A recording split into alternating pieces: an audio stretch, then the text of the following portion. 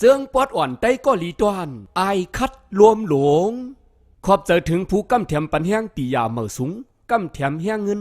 300,000ปียตาอิดป้าบตวนลูกเฮียนครึ่งหนึ่งแหละได้ก็ลีครึ่งหนึ่ง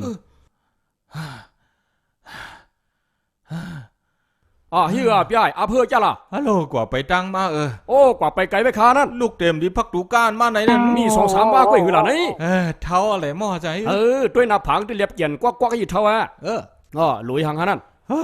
อย่าพ่มถามกว่าเอาน้ำไม้กวักนะตักมากวักเยอะๆเห็นน่ะพวกนั้นคาเด็กตักมากวักเยอะๆขนาด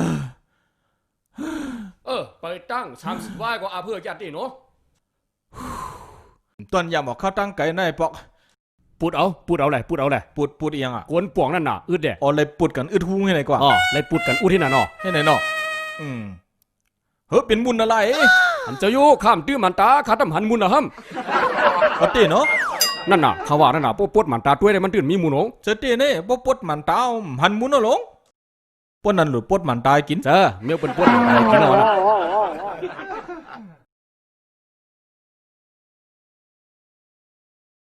กอกคนป๋องมีคนอึดกว่าที่ไหนเนาะเจ้าเมียวมันอยู่หลันเขาโค้ยว่านั่นเผื่อกินในกว่าหลันเขาโค้ยเอาซ้ำกินน้ำมาพี่ไอ้เอาว่าตักมากอกใหญ่ๆเลยลาดว่าได้กินหมดหรอเจ้าฮะสหูเตรียมกินหมดที่ไหนได้ตักมากอกอ่างก็เลยนะกินน้ำกวนเรื่องยามุนกวนน่ะเฮียห้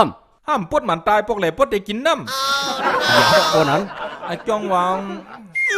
ปวดมันตายกินน้ำยามุนของหมอเจ้าค่ะหลวงปวดมันตายกินข้าวนั่นมุนก่อมหันเต้เจอเตี้ยค่ะกล้วยกาคะแนนที่เตี้ยนี้คะแนนซิมพวน่ะซิมอันเลยค่ะนั่นมีหลายเมียวไว้ข้าวตู้ไอ้หนอในห้างตู้ไหนก็ตู้ไอหลีตู้ไอหนอค่ะตู้ไอหลีมีค่ะพี่ใหญ่ต้องอะไรตู้เงี้ยไอหลีตู้หลีตู้ในยุบใหญ่เดี๋ยวใจโยงตู้เหมือนกันเองข้าถังได้เป็นตู้เลี้ยงๆโอมเจออันหลีตู้เลี้ยงๆค่ะตายหลีเอานอนวางลูกตายหลีเอานอนวางผมยามยินใครใหญ่อีช่างตายเพราะนั้นข้าถังได้เปิดห้องเตลีโน่เขานั่นแม่ฮะตายหลีเอานอนวางมุนไหนวะคะเนี่ยด้วยกันแหละอย่าว่างเหนือในหรอเป็นมุนอะไรที่นั่นน่ะหานห้องมาเดี๋ยวอันในห้องไหนพวกนั้นได้มาเห็นมุนอะไรเนี่ยเอาในห้องไอ้พวกไหนก็เข้มหนาวไหนได้พี่ใหญ่ตั้มเหนือในเห็นไหนกว่าถอมวัดเนี่ยอันไหนเป็นตายหลีเอานอนโอมเจอเตลีโน่วางเขาเนี่ยอันนี้มันเป็นจานว่าตู้วางเขานี่ในกว่าไอหลีตู้วางเจ้าค่ะหลีตู้เขานั่นผู้เลี้ยงจุงอุ้งเตี้ยเนี่ยนี่เกิดข้าก็เขาลานปลายนั่นเจ้าค่ะไม้ใหญ่เปื้อนเอาคานั่นมีเกาลานปลายก่อนเขาหลีตู้วางน่ะในค่ะเก็บไม้แล้วก็เลือกเขาเลยน่ะ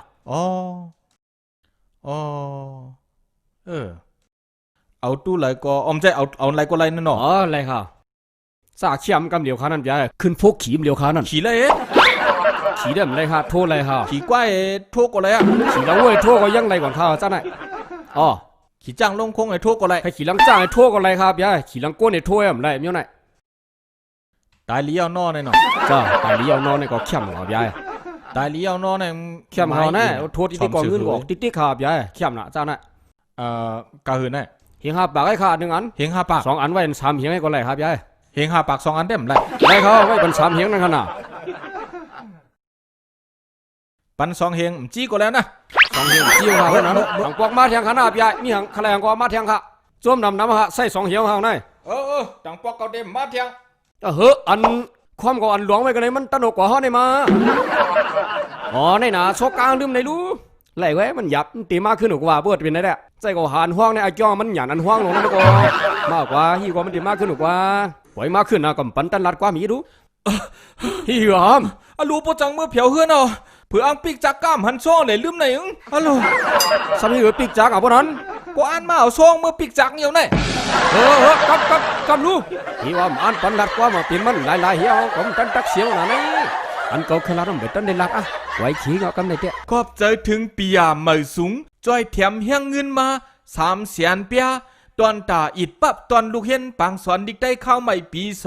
2019 150,000 เปียและตอนตาการตรงวงกวนซุ่มไต้ก็หลี150,000 เปียขอบใจอย่างนำค่ะ